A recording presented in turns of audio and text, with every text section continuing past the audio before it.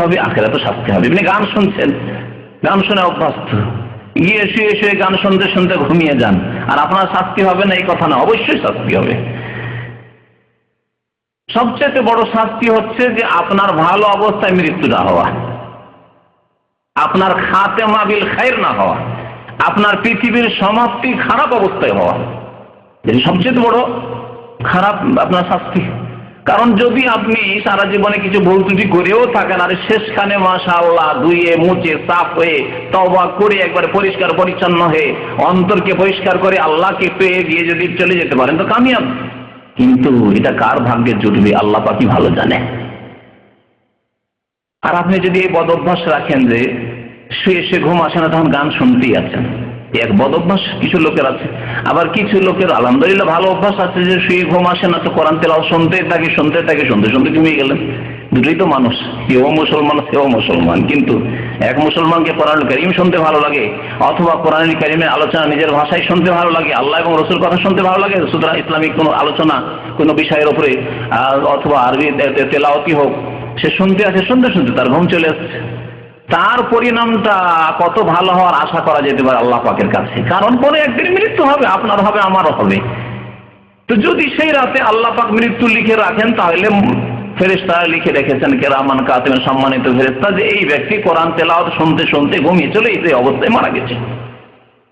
ইন্নামাল আমালু বিল খাওয়াতিম, নবী করিম সাল্লাল্লাহু আলাইহি ওয়াসাল্লাম বলেছেন যে আসল আমলের যে দেখা হয় আমলের ক্ষেত্রে, সেটা হচ্ছে তার সমাপ্তিকে দেখা হয়। আসল আল্লাহ পাকের নিকটে গ্রহণযোগ্য আমল হচ্ছে শেষ আমল। শেষখানে যদি আমল খারাপ হয়ে যায় তো সব খারাপ গেল, কিন্তু শেষখানে যদি আমল ভালো হয় তাহলে আশা করা যায় আল্লাহ পাক তাকে মার্জনা করে দেবেন।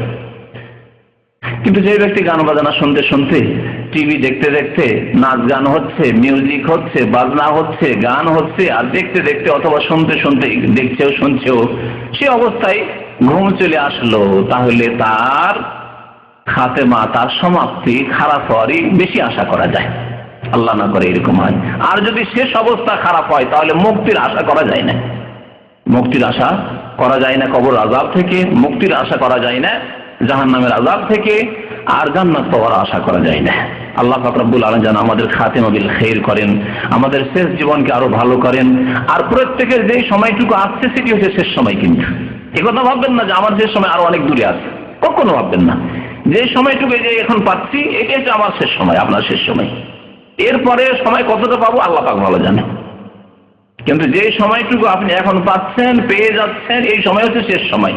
সুতরাং একজন মুমিন জ্ঞানী মানুষ সব সময় ভালো অবস্থায় থাকার চেষ্টা করবে।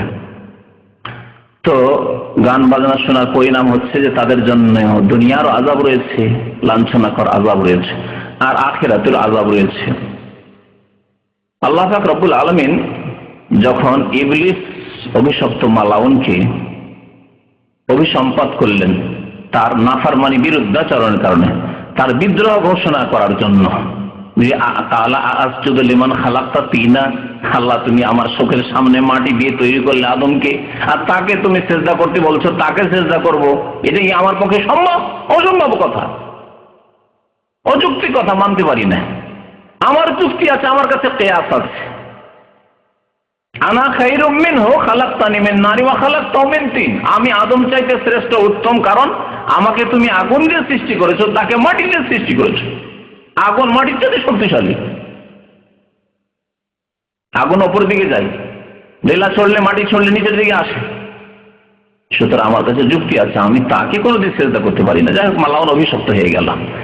আল্লাহ পাক রব্বুল আলামিনের কাছে সে ছাড় চাইল যে আমি যখন পথভ্রষ্ট হয়েই গেলাম আর অভিশপ্ত হয়েই গেলাম, জাহান্নামী যখন হয়েই গেলাম, তখন জাহান্নামে এই আদমের সন্তানদেরকে নিয়ে যাব যতদূর পারবো। আল্লাহ এই আমাকে ক্ষমতা দাও, আল্লাহর কাছে দরখাস্ত করেছিল। এই মর্মে আল্লাহ পাক রব্বুল আলামিন তাকে ছাড় দিয়ে দিলেন।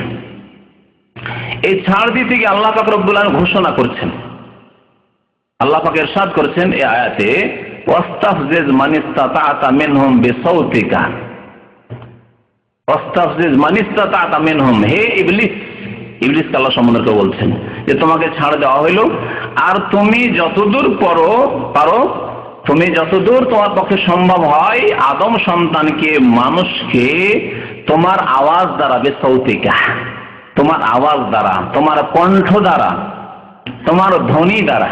সৌত মানে কি করো? তাদেরকে তুমি বিপথে চালিত করো, তাদের পদস্খলন ঘটাও, তাদেরকে সত্য থেকে তুমি বিচ্যুত করো। ওয়াজলিব আলাইহিম বিখাইলিকা ওয়া রাজলিকা, আর তোমার অশ্বারোহী যে রয়েছে, তোমার ঘোড়সওয়ার রয়েছে, আর তোমার যে পদাতিক বাহিনী রয়েছে, অর্থাৎ যত জিন শয়তান তোমার অনুসারী আছে, মানুষ শয়তান আছে, মিনাল জিন্নাতি ওয়ান নাস, যতগুলি শয়তান আছে সবকে নিয়ে তুমি, তোমার সেনাবাহিনী এগুলি সবকে নিয়ে তুমি তাদেরকে পথভ্রষ্ট করো, যত পারো চেষ্টা করো। এখানে আমাদের দলিল যেটি গান বাজনার হুকুম সম্পর্কে, তা হচ্ছে এই বেসাউতিকা তাস্তাফজিজ মান ইসতাতা মিনহুম, যাকে পারো আদম সন্তান থেকে তুমি তোমার ধ্বনি দিয়ে, তোমার কণ্ঠ দিয়ে, তোমার আওয়াজ দিয়ে বিপথে চালিত করা, গোমরাহ করো, পথভ্রষ্ট করা, জাহান্নামের পথে নিয়ে যাও। এই সাওতের তাফসীর, এই সাওতের তাফসীর সাহাবায়ে কেরাম, তাবেঈনরা তাফসীর করেছেন। সাওত মানে হচ্ছে গান বাজনা, শয়তানের আওয়াজ, শয়তানের ধ্বনি, শয়তানের কণ্ঠ মানে হচ্ছে গান এবং বাজনা। এই আয়াত আল্লাহ পাক রব্বুল আলামিন সূরা বনী ইসরাঈলে উল্লেখ করেছেন। সূরা বনী ইসরাঈলে আয়াত রয়েছে। সূরা বনী ইসরাঈলের বেশ কিছু আয়াতে আল্লাহ পাক রব্বুল আলামিন আদম আলাইহিস সালামের আর ইবলিসের ঘটনা উল্লেখ করেছেন। 61 নম্বর আয়াত থেকে শুরু করে 65 পর্যন্ত। এর মধ্যে আল্লাহ পাক রব্বুল আলামিন উল্লেখ করেছেন এই আয়াতটি 64 নম্বর আয়াত, বেসাউতিকার আয়াতটি। তো ইবলিস শয়তানের আওয়াজ মানে হচ্ছে গান বাজনা। তৃতীয় দলিল রয়েছে সূরা নাজমের আয়াত নম্বর 61 তে। আল্লাহ পাক ইরশাদ করেছেন, আফামিন হাযাল হাদিস তা'জাবুন, কাফেরদেরকে আল্লাহ সম্বোধন করে বলছেন সূরা নাজমে যে হে কাফেরগণ, তোমরা এই যে আমার বাণী কোরআনুল কারীম, এই কোরআনুল কারীম পাওয়া সত্ত্বেও তোমরা কি আশ্চর্য হচ্ছ যে এটা মানুষের রচিত, এটা আল্লাহর কালাম নয়, আল্লাহর বাণী নয়। ওয়া তাযহাকুনা ওয়া লা তাবকুন, এবং তোমরা হাসি ঠাট্টা করছো, তোমাদের ক্রন্দন আসে না, কান্না আসে না, কোরআনে কারীম দিয়ে তোমাদের উপদেশ হয় না। ওয়া আনতুম সামিদুন, ওয়া আনতুম সামিদুন, ওয়া আনতুম সামিদুনের তাফসীর কি? আব্দুল্লাহ বিন আব্বাস রাদিয়াল্লাহু তাআলা আনহুমা এর তাফসীর করে বলছেন যে সমুদ, এই সামেদুন সমুদ থেকে, সমুদ শব্দটি হিমিয়ার বংশের ভাষায়, হিমিয়ার বংশ আরব দেশগুলির দক্ষিণে বাস করত, ইয়ামান দেশের দিকে তাদের আসল দেশ এলাকা ছিল। এই গোত্রের ভাষায় এক এক এলাকার এক এক ভাষা রয়েছে। আমাদের বাংলা ভাষা তো রয়েছে, এক এক অঞ্চলে এক একটি শব্দ ব্যবহার হয়, যা অন্য এলাকায় ব্যবহার হয় না। তো এই হিমিয়ার বংশের লোকেরা সমুদ বলতো গিনাকে, অর্থাৎ গান বাজনাকে, গানকে বলতো। তো আল্লাহ পাক বলছেন যে তোমরা গান বাজনা নিয়ে ব্যস্ত, আর তোমরা কোরআনকে মানব রচিত বলো, মানুষের তৈরি করা, মানুষের বাণী বলো। তাহলে আল্লাহ পাক রব্বুল এই আয়াতে গান বাজনার নিন্দা করেছেন, গান বাজনাকে খারাপ বলে আখ্যায়িত করেছেন। গান বাজনা হচ্ছে কাফেরদের খেলাধুলার বিষয়, মুসলিমদের কাজ নয় গান বাজনা শোনা বলে আখ্যায়িত করেছেন। আফামিন হাযাল হাদিস তা'জাবুন ওয়া তাযহাকুনা ওয়া লা তাবকুন ওয়া আনতুম সামিদুন। আরেকটি কথা এই আয়াতগুলি দ্বারা বোঝা যায় যে যা হচ্ছে যে গান বাজনা মানুষকে আল্লাহর রাস্তাতে বাধা সৃষ্টি করে যেতে, আল্লাহর দিকে ফিরে আসতে, আল্লাহর সামনে কান্না করতে বাধা সৃষ্টি করে।